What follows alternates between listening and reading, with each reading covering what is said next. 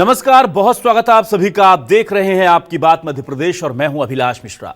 आज बात करेंगे पंडित धीरेन्द्र शास्त्री की सनातन एकता यात्रा की। इस यात्रा को लेकर वो देश में हिंदू राष्ट्र बनाने की मांग को पुरजोर तरीके से पेश कर रहे हैं, लेकिन इस यात्रा को लेकर बहुत सारे दावे, बहुत सारे सवाल भी खड़े हो रहे हैं। सबसे पहला सवाल तो दलित पिछड़ा समाज ने खड़ा किया है और दलित पिछड़ा समाज संगठन का कहना है कि ये यात्रा असंवैधानिक और गैर कानूनी है। इसके नेता कह रहे हैं कि हम सुप्रीम कोर्ट जाएंगे, हाई कोर्ट जाएंगे और इस यात्रा को रोकने की बात करेंगे। जवाब में वो ये कह रहे हैं कि अगर इन्होंने ये यात्रा निकाली है तो इसके विरोध में भी हम यात्रा निकालने जा रहे हैं। एक तरफ इस यात्रा का विरोध है तो दूसरी तरफ दिल्ली धमाकों को भी इस यात्रा से जोड़ा जा रहा है और कहा जा रहा है कि पंडित धीरेन्द्र शास्त्री की इस यात्रा को रोकने के लिए ये धमाके किए गए हैं। जो उपाध्यक्ष हैं हिंदू महासभा के, राष्ट्रीय हिंदू महासभा के, उन्होंने ये बात कही है। और इसके अलावा दो पक्ष साफ तौर पर कुछ इस यात्रा के साथ खड़े हैं, कुछ इस यात्रा के विरोध में खड़े हैं। उधर पंडित धीरेन्द्र शास्त्री लगातार हिंदू राष्ट्र बनाने की मांग को लेकर इस यात्रा को आगे बढ़ा रहे हैं। तो इसी मुद्दे पर आज शुरू करते हैं आपकी बात।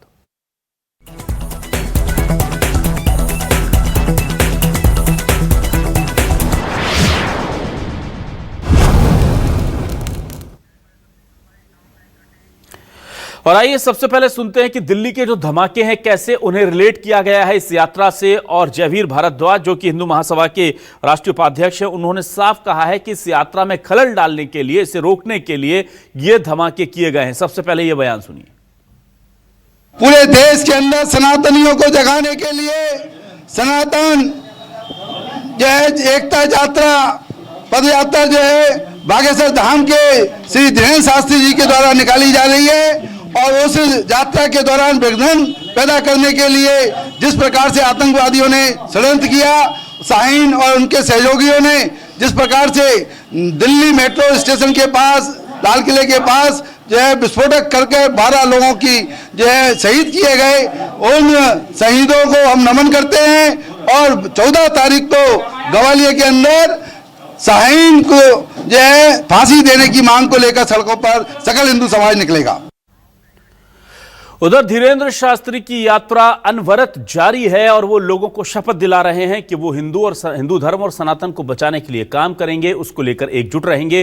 क्या शपथ दिला रहे हैं पंडित धीरेन्द्र शास्त्री, लोगों को सुनिए। लाभ उमड़ता जा रहा है। देश की एकता के लिए, 80 करोड़ हिंदुओं की संरक्षण संरक्षण के लिए, इस देश में जाति पात भेदभाव छुआछूत है उसको मुक्त कराने के लिए हम भारत में 3 राज्यों में पदयात्रा कर रहे हैं। इनमें हम दिल्ली, हरियाणा, उत्तर प्रदेश 2-3 दिन अभी हरियाणा में रहेंगे। देश का हिंदू जाग जाए। हम देश में सनातन संस्कृति और हिंदुओं की संतति को सुरक्षित चाहते हैं। भारत में रहने वाले सभी सनातनी हैं। इस देश में कोई तनातनी वाला नहीं है। यह देश सनातनियों का है। दूसरा, हम इस देश में कास्टवाद से ऊपर उठकर राष्ट्रवाद के प्रति लोगों को जागृत करना चाहते हैं। हिंदुओं जागो, एक हो जाओ, अभी नहीं तो कभी नहीं।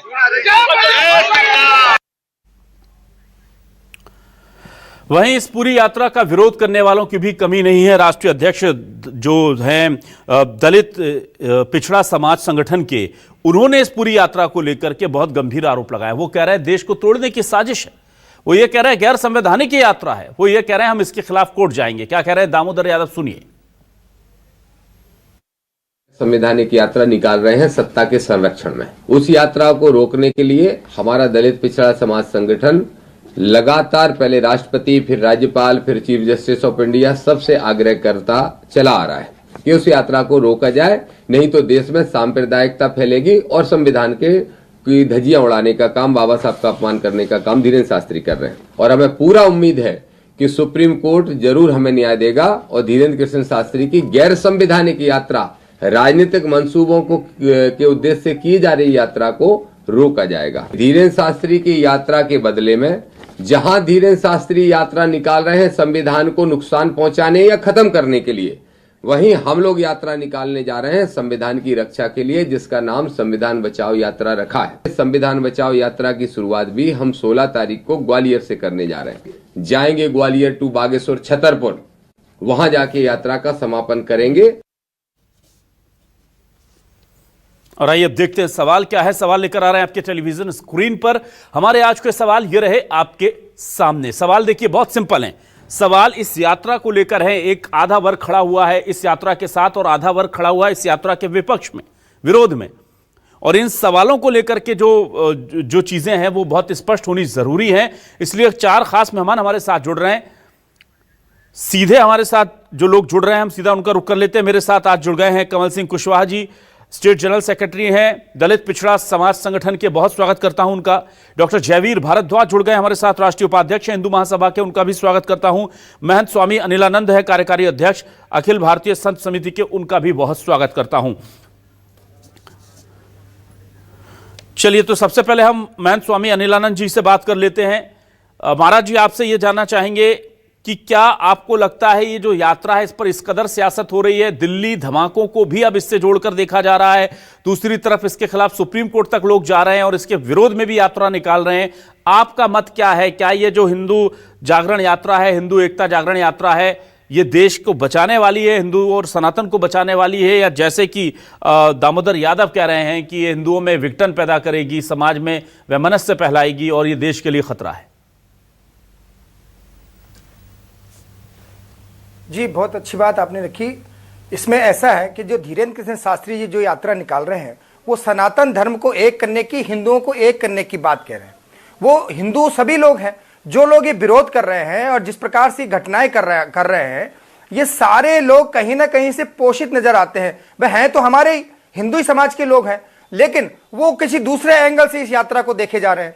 भाई, हम ये कह रहे हैं कि उसमें संविधान को कहां नुकसान पहुंच रहा है। वो अगर सनातन को एक करने की बात कह रहे हैं, वो सनातन को एक करने की बात कर रहे थे, ना तो संविधान को नुकसान पहुंच रहा है, ना किसी को कोई नुकसान पहुंच रहा है, ना किसी जाति को नुकसान पहुंच रहा है। वो कह रहे हैं कि भारत में जो यह समस्त विश्व में जितने हिंदू हैं वो सब एक हो जाएं। वो जात पात की जिन लोगों ने जात पात के नाम पे घेरा डाल रखा था, उस घेरे को खत्म करने की बात कर रहे हैं ये लोग। पता नहीं दामोदर यादव जी भी हमारे ही हैं, लेकिन मुझे ये समझ में नहीं आ पा रहा है कि राजनीतिक महत्वाकांक्षा इतनी बढ़ जाएगी कि आप अपनी समाज में कुल्हाड़ी मारने पे राजी हो रहे हैं। ये कौन सा तरीका है? आप देख रहे हैं, इसका प्रमाण यह है कि दिल्ली में इतनी बड़ी मात्रा में आरडीएक्स और केमिकल मिला और वही जो है उसको उन्होंने डिस्ट्रॉय किया उसको, और कई लोगों को हताहत हुए।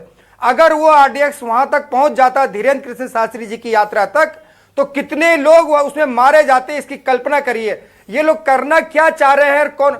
मैं आपको याद दिलाऊं कि 10वीं शताब्दी में इसी प्रकार से जब मुगल यहां भारत में आए व्यापारी बनकर, तो उन्होंने समाजों में विघटन डालने की कोशिश करी और वही चीज आज दोहराई जा रही है। ये लोग समझने को तैयार नहीं है। हम ये कह रहे हैं कि आपको कहां नुकसान हो रहा है। अगर धीरेन्द्र कृष्ण शास्त्री जी यात्रा निकाल रहे थे, सभी हिंदुओं के लिए निकाल रहे हैं, उसमें नुकसान किसको हो रहा है? वो किसी मुसलमानों को भगाने की बात तो कर नहीं रहे। ठीक है, और उसके प्रमाण आप देखिए कि उस समय भी मुगलों ने इसी प्रकार से। जी ठीक है।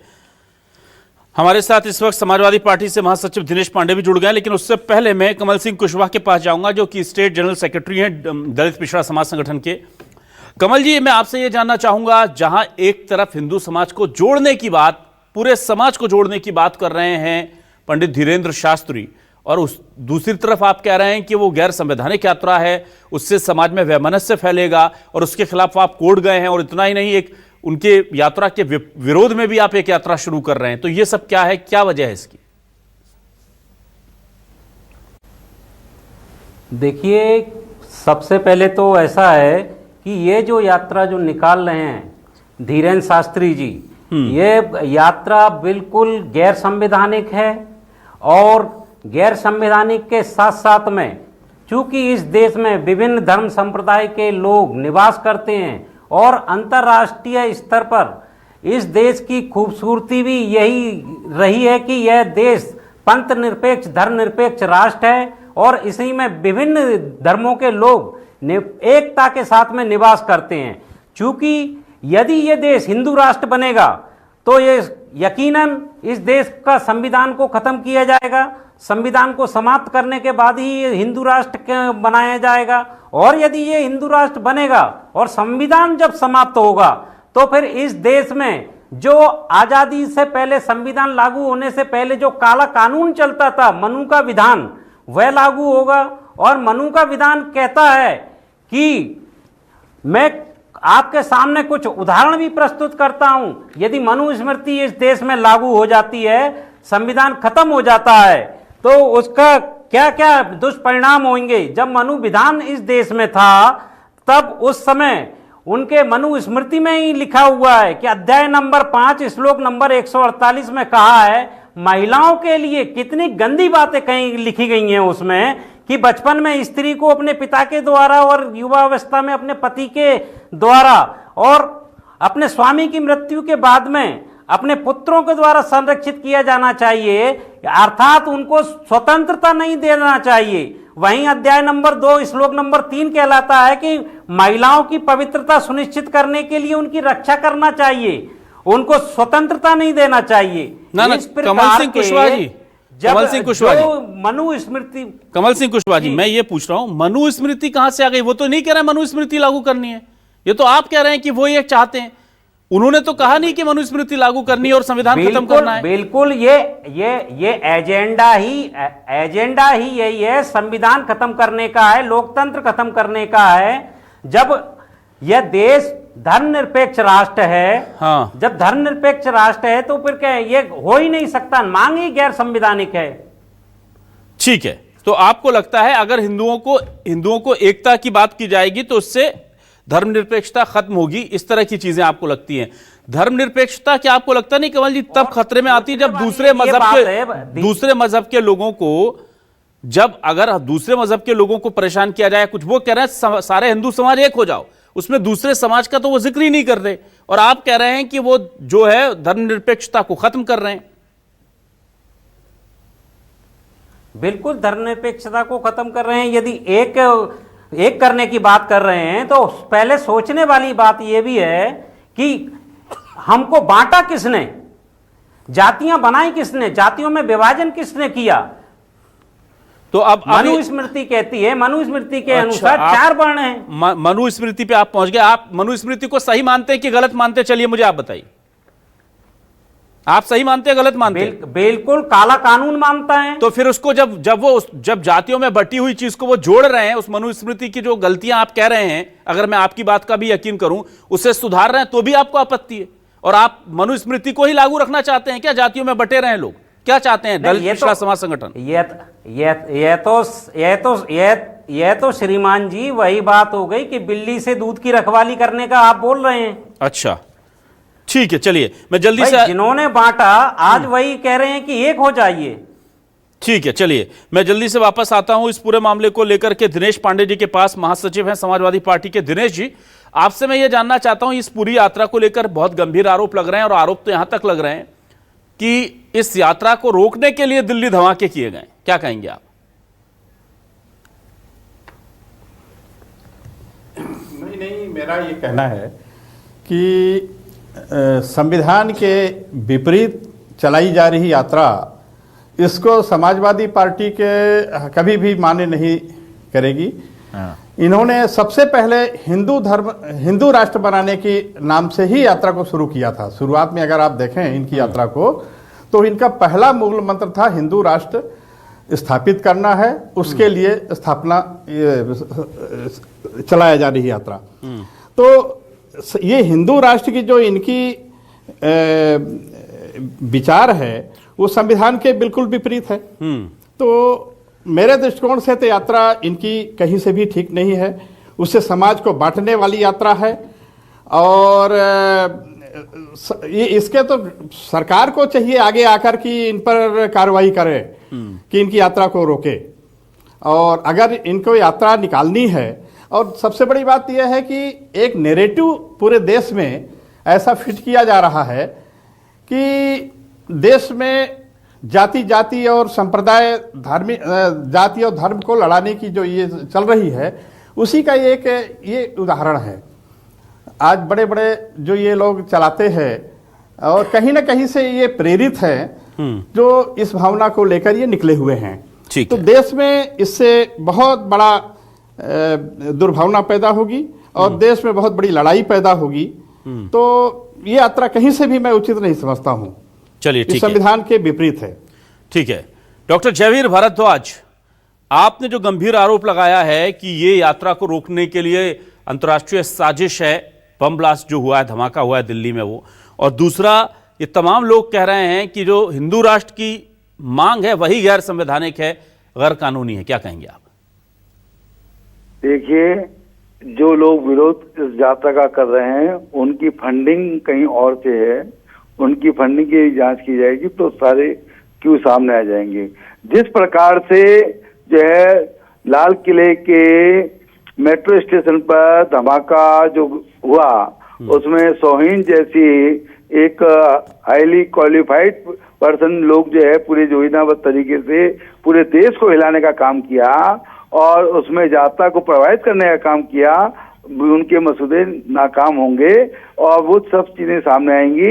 हमने इसलिए कहा है कि जो देशद्रोही है उसके खिलाफ जो है हम चाहते हैं कि फांसी की सजा होनी चाहिए, जिससे देश के अंदर इस प्रकार की घटनाएं, आतंकवादी की घटनाएं नहीं घटे। क्या 3000 किलो का जो RDX जो है बरामद हुआ, क्या वो उचित था?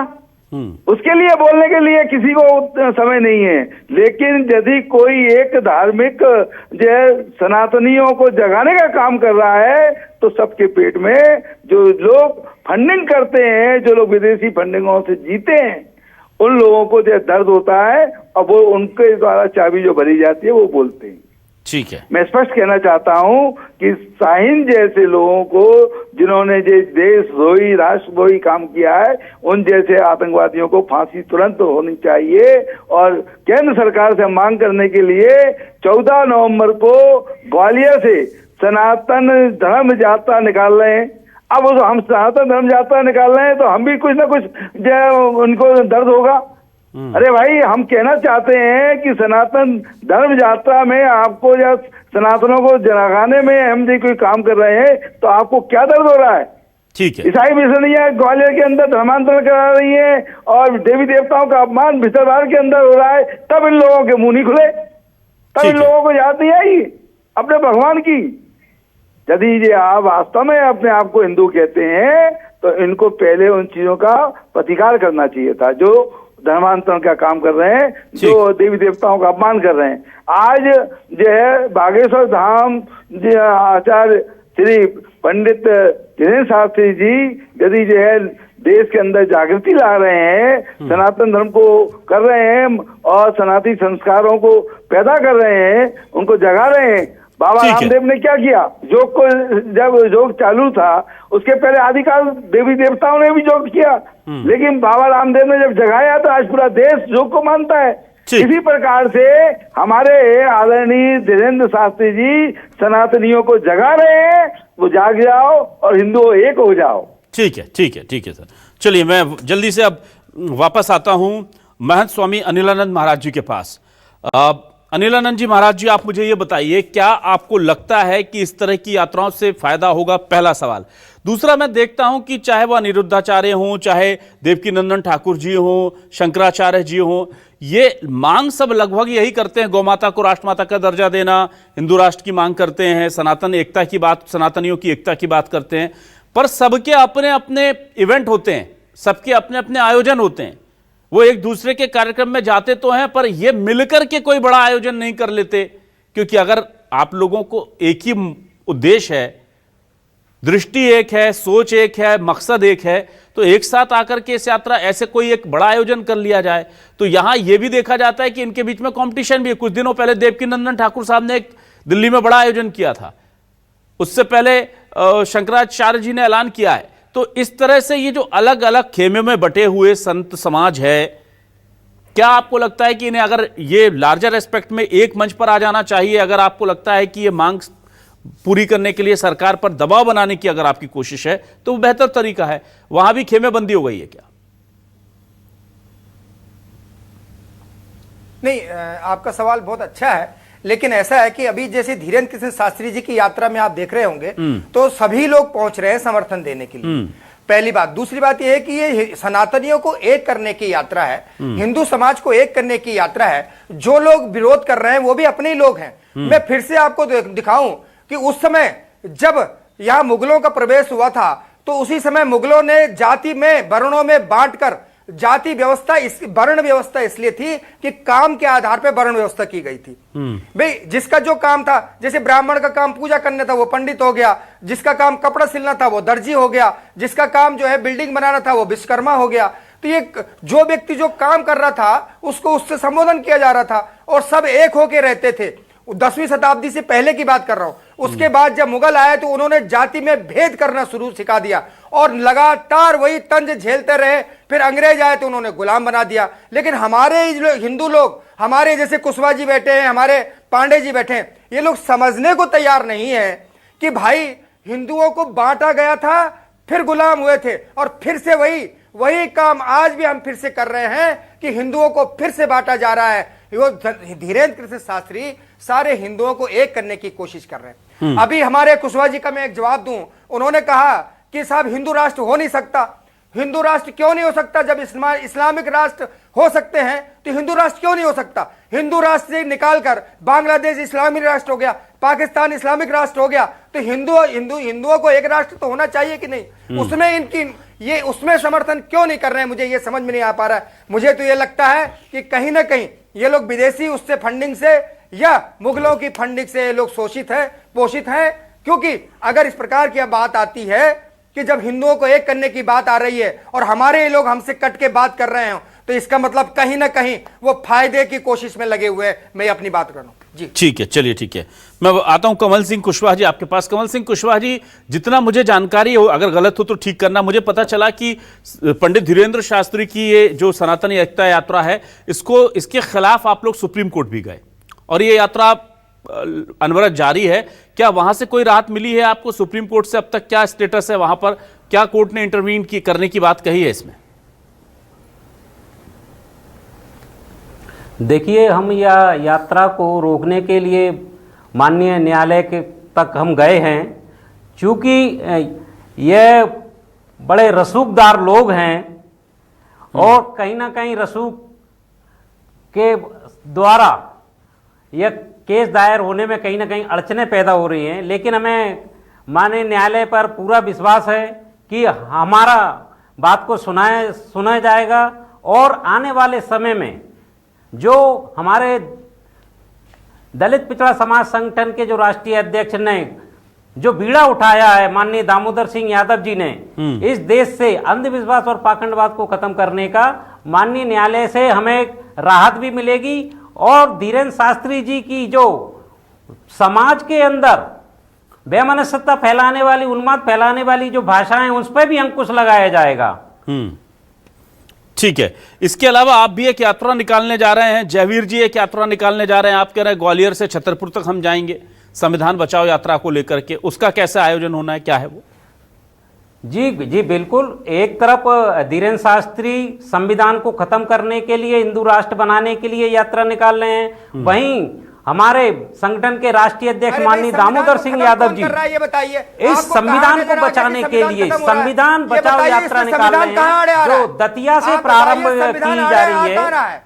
उसमें संविधान की कोई बात ही नहीं है। आप लगे बिल्कुल संविधान समाप्त करने की ही यह साजिश है। संविधान ही समाप्त होगा तभी तुम्हारा ये हिंदू राष्ट्र बनेगा।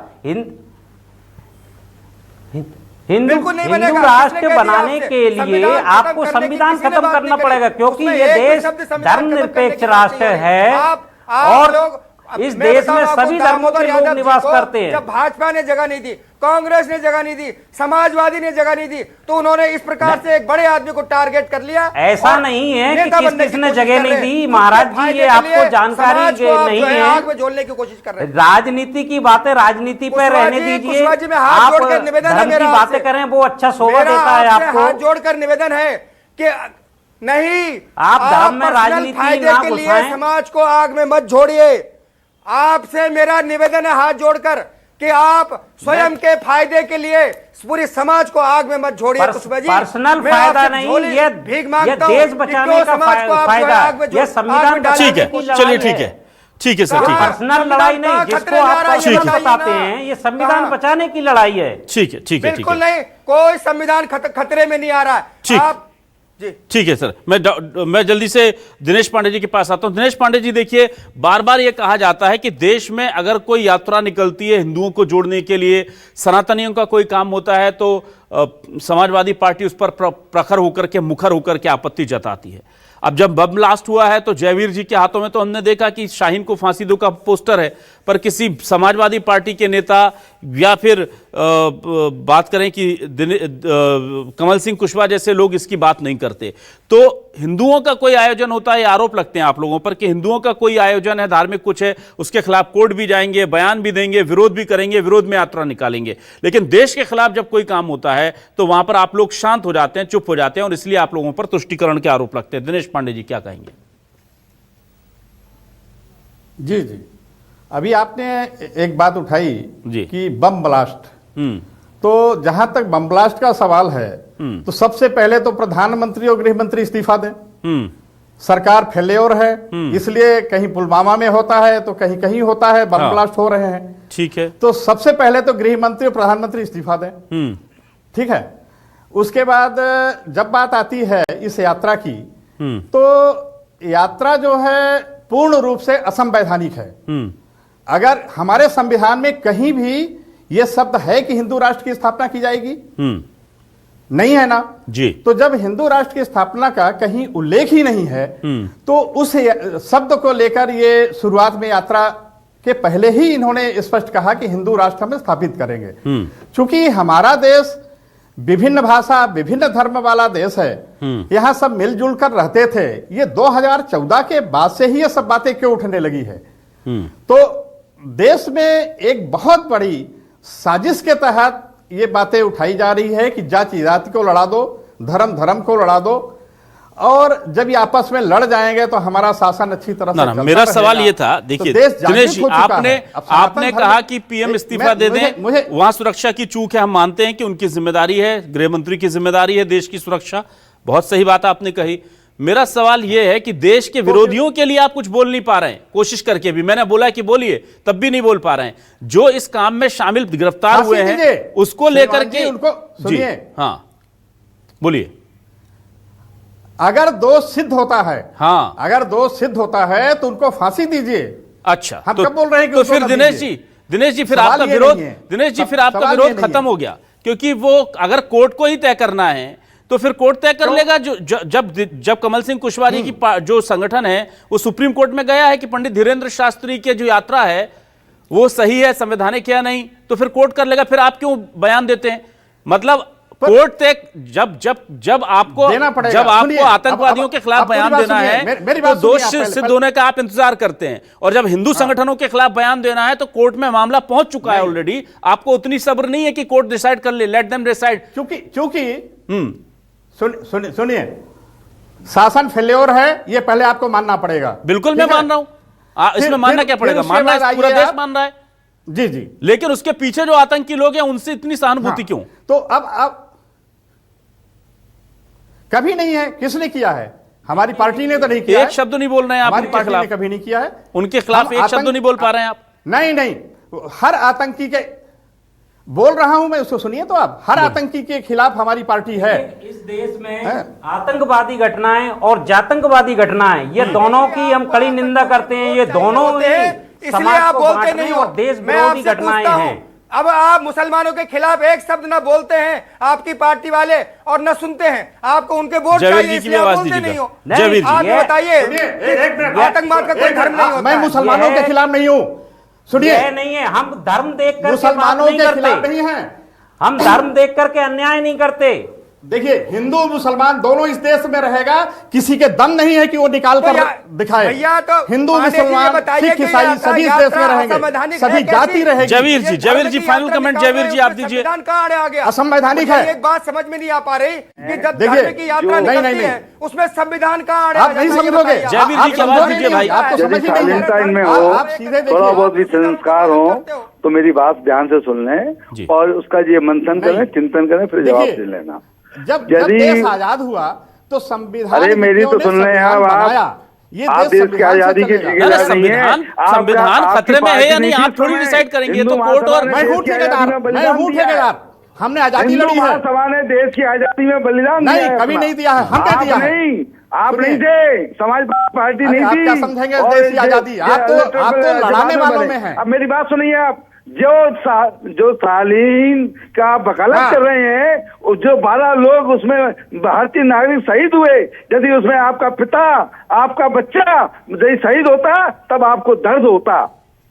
आपको दर्द नहीं है क्योंकि आप राष्ट्रवादी नहीं है, आप भारतीय की चिंता नहीं करते, आप अपनी छोटी नीतियों की और जो है उसकी परिस्थिति के लिए काम करते हैं। और मैं दूसरी बात कहना चाहता हूँ, यदि आपको ग्वालियर से यात्रा निकालनी थी, कसितिया से यात्रा निकालनी थी, तो छतरपुर पर निकालने की। अच्छा चलिए ठीक है, चलिए आप दिल्ली डॉक्टर जयवीर जी, ठीक है डॉक्टर जयवीर जी, डॉक्टर जयवीर भारद्वाज जी, एक मिनट। आप जो है आतंकवादियों का सपोर्ट कर रहे हैं। डॉक्टर जयवीर भारद्वाज, डॉक्टर जयवीर भारद्वाज जी, एक मिनट। कभी नहीं, झूठ बोलते हैं आप अपने बातों पे लगाम लगाइए। सुनिए, पर जो है अपना आतंकवाद के हम खड़े राजनीति करते हैं। किस जनपद चाहे वो आतंकवाद हो या जातंकवाद हो, हम दोनों के लिए ना। सड़कों से लेकर संसद तक लड़ने के लिए नहीं लड़ रहे हैं आप। कमल सिंह कुशवाहा जी, मुंह से बात करना, डॉक्टर जयवीर जी एक मिनट, डॉक्टर जयवीर जी एक मिनट, डॉक्टर जयवीर जी एक मिनट, डॉक्टर जयवीर जी एक मिनट, डॉक्टर जयवीर जी एक मिनट, डॉक्टर जयवीर जी एक मिनट। आप संसद तक लड़ने को तैयार है, अभी जो घटना हुई उसके बारे में आतंकवाद के खिलाफ मैं वही देखता हूं कि एक हिंदू संगठन की एक यात्रा के लिए आप सुप्रीम कोर्ट चले गए। कमल जी, आप यात्रा निकाल रहे हैं। मैं ये देखना चाहता हूं कि इस देश में जब आतंकवादी घटना होती है, आप सरकार के प्रति भी आक्रोश जता सकते हैं, आप वोटर हैं, इस देश की जनता है, वो भी कर सकते हैं, पर आतंकवादियों के खिलाफ यात्राएं कब निकालेंगे समाजवादी पार्टी के नेता और दलित पिछड़ा समाज संगठन के लोग? क्या सिर्फ हिंदू धर्म का विरोध करना है या उससे जुड़े कार्यक्रमों का विरोध करना ही मकसद है? आतंकवादियों का बिल्कुल आप कब यात्रा निकालना है बताइए? बिल्कुल मैं स्पष्ट कब निकालना है यात्रा, उसको लेकर सुप्रीम कोर्ट में कब याचिका लग रही है आपकी? और दूसरा सवाल मेरा हिंदू संगठनों से भी है, आतंकवादी घटना दूसरा सवाल मेरा हिंदू संगठनों से भी है, दूसरा सवाल मेरा जयवीर जी से भी है और मैं स्वामी अनिलानंद जी से भी है। एक मिनट रुकिए कि भाई मिश्रा जी, देखिए हमने जो विरोध का जो रास्ता अपनाया है वो संवैधानिक रास्ता अपनाया है। संविधान कहीं नहीं कहता, लेके नहीं खड़े हुए। कमल सिंह कुशवाहा जी, संविधान आपको कहीं नहीं रोकता कि देश की सुरक्षा के लिए आप यात्रा मत निकालिए, संविधान में कहीं नहीं लिखा। और संविधान में यह भी नहीं लिखा कि देश की सुरक्षा में लूपहोल के लिए आप सुप्रीम कोर्ट मत जाइए। आपको अधिकार दिया हुआ, आप गए क्यों नहीं? आपको सिर्फ हिंदू धर्म के किसी आयोजन के लिए अपने संविधान में याद आ जाते हैं। संविधानिक के लड़ाई लड़ रहे हैं। नहीं, संविधान ने आपको कब रोका कि आप देश में हुई सुरक्षा की चूक को लेकर के सुप्रीम कोर्ट में जाकर के याचिका लगाई? रोका है क्या संविधान की? किस आर्टिकल ने रोका मुझे बताइए? आपको अपने अधिकार केवल हिंदू समाज के किसी भी आयोजन के खिलाफ इस्तेमाल करने में आपको अच्छा लगता है और आपको देश की सुरक्षा के लिए कोई पेन नहीं लेना है। और सेम सवाल मैं करता हूं डॉक्टर जयवीर भारद्वाज जी से, जो ग्वालियर से यात्रा निकाल रहे हैं। डॉक्टर जयवीर भारद्वाज जी, अगर ऐसा है तो जो इस तरह की घटनाएं होती हैं उसके खिलाफ भी हिंदू महासभा को उतना ही मुखर होना चाहिए। और मुखर ऐसा नहीं, अगर सरकार की चूक हुई है तो उससे भी सवाल पूछने चाहिए कि आरडीएक्स आया कैसे, ये इतनी बड़ी घटना हो कैसे हमने आज यही कहा है कि अहमदाबाद से ये सेलेक्टिव विरोध और सेलेक्टिव सपोर्ट जो है ना, चाहे वो हमारे समाजवादी पार्टी का हो, चाहे कमल सिंह कुशवाहा जैसे दलित पिछड़ा समाज संगठन का हो, ये विरोध करते हैं तो ऐसा लगता है कि सिर्फ हिंदू सनातन का विरोध करते हैं। और जब आप लोग किसी को विरोध करते हैं तो ऐसा लगता है एक मजहब का विरोध करते हैं। आप लोगों को बड़ा एक पिक्चर देखना विरोध करते हैं। हम गैर संवैधानिक बातों का विरोध करते हैं। ठीक है, चलिए समय खत्म हो गया, माफी चाहूंगा, समय खत्म हो गया, माफी चाहूंगा, बहुत समय खत्म हो गया, बहुत माफी चाहूंगा आपसे। शुक्रिया अदा करूंगा दिनेश पांडे जी का, कमल सिंह कुशवाहा जी का, डॉक्टर जयवीर भारद्वाज और मैं स्वामी अनिलानंद जी महाराज जी का हमारे साथ जुड़ने के लिए, इस डिबेट का हिस्सा बनने के लिए। तमाम दर्शकों का शुक्रिया। नमस्कार।